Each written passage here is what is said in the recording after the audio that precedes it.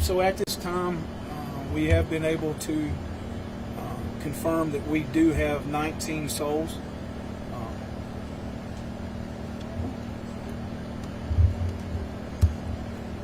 That we're looking for. So, excuse me, I ask you to keep in mind those families. This is probably one of the most devastating sights, I think. Sheriff Kraft and I was talking about. It's probably been one of the most devastating situations that I've been on in my career.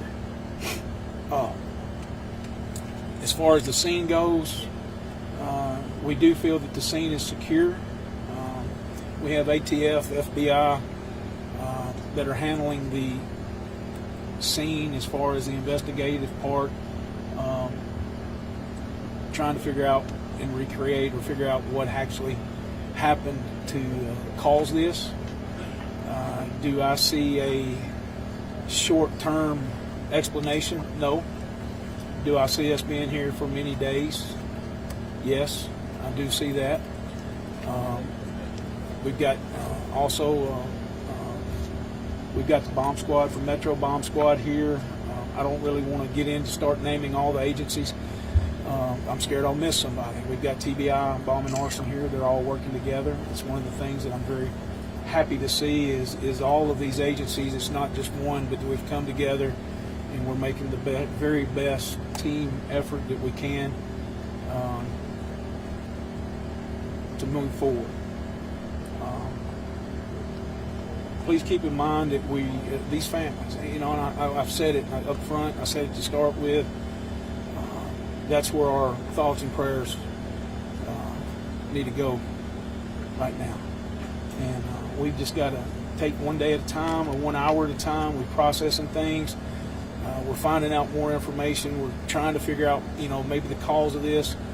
There's not going to be a short explanation for that. I know I'm maybe repeating myself there a little bit. Forgive me, but we're all tired and trying to put together the best effort we can and remember the families and who we're working for. I do want to touch on Accurate Energetic. They are here with us. The facility's here with us. They have discontinued operations. They're focusing on their families, their employees. They're focusing on the next things that they need to do to try to make everything best for their people. We've got critical incident folks on the scene. I'm just sitting here trying to think through the scene. We got the critical incident people here for the families as well as some of the first responders. For those of you that don't know, it was about 7:45 a.m. this morning that this explosion happened. We had a really amazing response from the first responders, fire, and here again I commend those first responders because it was multiple jurisdictions. They worked together. They got the situation under control very quickly and safely. And when you see or you pull up to the things that they were seeing and doing and having to do at the time, they done very, very well. And anybody any questions? Sir, you mentioned the word souls earlier. Can you tell us how many people have lost their lives? I can tell you that we've had, there are fatalities. Do I want to put a number to that? Because I always, and those of you that have known me in the past, I always wish for the best.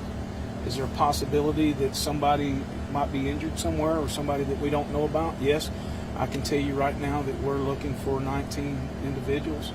And a lot of times when I have this types of situation, I refer to them more than just a person. They're a soul to me.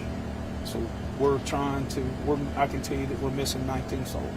Sheriff, I was wondering how many people were working at the time and how many people were taken to the hospital.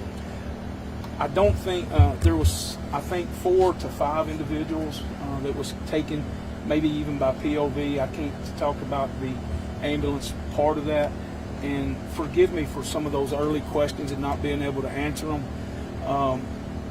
We've concentrated so hard on getting the scene secured, getting things moving, taking care of basically the security, getting the personnel that we need here, that I can't answer some of those early questions. So forgive me for that. I don't want to give the appearance that I'm avoiding that. Have you had a chance to see the building, and can you describe it? Can I describe the building? There's nothing to describe. It's gone.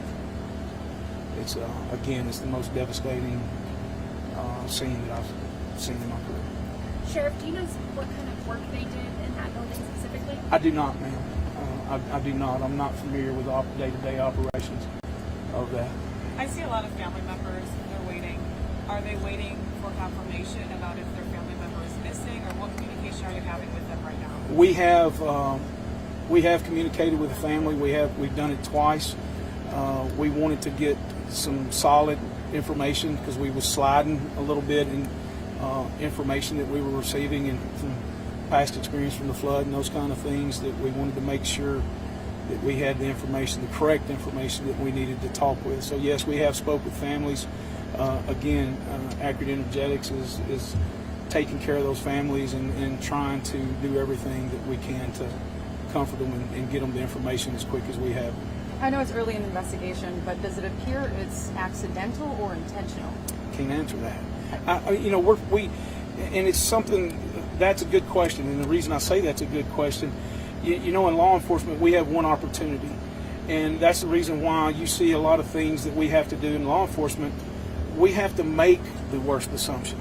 We have to make that and prove it away that it is an accident. So we only have one chance at the evidence. We only have one thing or one chance to be able to do the things that we need to do. And we're going to be slow, methodical, and diligent and do everything that we can to make sure this is what it is. And there again, we're working for those families and those people that were in that building to make sure we get, if they deserve justice, we want to be in a situation that we get them justice. And that's how we have to approach these situations. Okay, and there was another report that there was a destructive explosion in 2014 in the same building that was operated by Rio Ammunition. Can you confirm that and tell me if there's some kind of trend going on here? Rio was on the facility. That did happen here. I was here during that time. I don't believe that it was at that current facility at all. Yes, ma'am. You have a question. That was my question, is do you have any information about a previous explosion at this facility? You have to remember, this is a huge compound, and there's a couple of different businesses that may operate within this facility. So I don't want to get into too much to the operation of the facility because they are a very delicate operation, and we have to maintain that. Sheriff, I had heard some comments earlier about fallout outside the campus area from the blast early on. Yes, sir. Is that something you can confirm? There may be some debris that went over the fence. I don't think that we're too far from one of the property lines, and there may be some debris that's on another property here. You said the scene was secure. Does that mean it's stable and first responders have been able to access it? It means that the scene is stable. The ATF and the FBI are on that. They are methodically moving through the location of the explosion. Sheriff, I'm not sure if you know this, but was at 7:45 was the plant up and running, or were people just arriving for work? Do you have any idea? I believe the plant was up and running. Last question. Have you been able to speak to any families directly, and if so, what are you telling those families? We have spoke with the families directly, and we told them that we're going to be very transparent with them and get them the information and try to answer every question that they have the best we can. It's again, it's going to be a very slow process. Sheriff Kraft, you want to? Did the department state that they called you guys or calling any kind of network? Because I saw a lot of people, a lot of different departments. May I ask you a favor? Would you repeat that louder, please? A lot of different departments that showed up here. Did you guys contact them, or did they contact you? We contacted him. I think Sheriff Kraft and I both got information about this very quickly. I don't mind telling you from the prior experiences here with the Rio and the questions that y'all had, I immediately picked up the phone and called Commissioner Long, and I said, this is what I've got, this is where I'm going, because we are in a bad cell range, we are in a bad location, and Commissioner and I are personal friends, and he helped me get the agencies here that we needed, and rapidly. So that was one of the things that I'm very thankful to him for that, and that relationship as well. All right, last question. I think I might have said that. Anybody? Well, Sheriff, I'm curious. I mean, after Waverly, I mean, another tragedy. I mean, just you talked about at the beginning, but just how are you feeling? I mean, how's the community doing after another tragedy like this? My friend, I can't answer that, and forgive me for saying that. I can't answer that right now because he and I and the people from this facility, Mr. Stinson, we've concentrated so much on what is here right now and getting this stable, secure, and taking care of the people here that I hadn't been able to have any kind of feedback from the community. So I'm sure that I'll start hearing some things. We'll start interacting with things as time goes through this. And again, this is not going to be, we're going to close this up tonight. And we'll probably be here 3 or 4 days from now, 5 days from now. It wouldn't surprise me at all if we're here next week. But we're just, again, we got to go slow, methodical. So forgive me, I don't mean to avoid that question, but we just can't, I can't answer it right now because I don't know. I do have one more question. I know you were kind of being really sympathetic towards the souls that were lost. I am wondering if eventually you are going to let us know how many people have perished. Yes, ma'am. We will confirm that. And like I can say right now, the list that we have right now, we are missing 19 souls. But we're not confirming that some of them are just missing. You can't confirm which ones have actually been accounted for. I could not tell you who's been accounted for. What are the next steps for you? Good question. Right now, honestly, we're having to go hour by hour. We're having to take things hour by hour. We're having to take developments that's going on. We're operating this as, for lack of better words, and I don't want to say two different scenes, but we're letting them take care and doing the things that they need up there where the incident occurred. And we're taking that information, compiling what the needs are, and setting goals that we're trying to reach as we go. So to answer that, we're on that hour by hour situation. When do you think we'll have more firm numbers about the number of people being treated? Ms. Gray, if you don't mind, what time was we going to come back together? 4 p.m. I'm hoping by 4 p.m. that we can be able to tell you more information about that.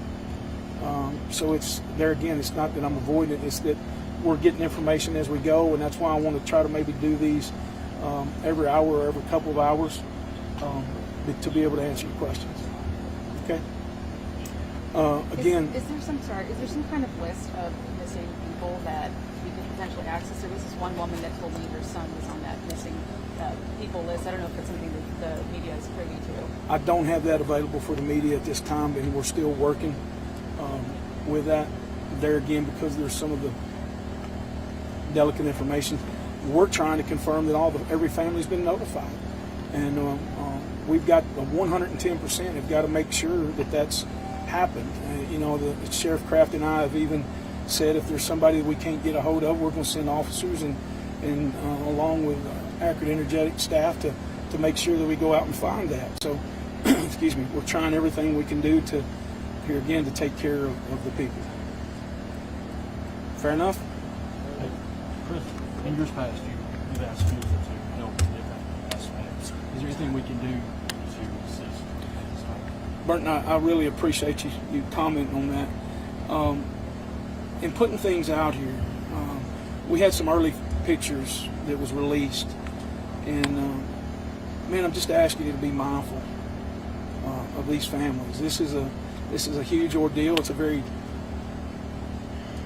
devastating ordeal, and I'm not talking about devastating on the scene. I'm not talking about that. I'm talking about devastating in the fact of a loved one that just come to work and now may be missing or deceased. So please keep that in mind when you're having or doing these stories. These stories, we often find ways that we try to turn things into negative. This is a bad situation. This is a negative situation. But there's no reason for us to take the downward spiral or the downward side of this story when it comes to these families. So I'm all about that, and I'll always be about that. I think Sheriff and I both will always be about that. So, thank y'all. I appreciate it. Thank you.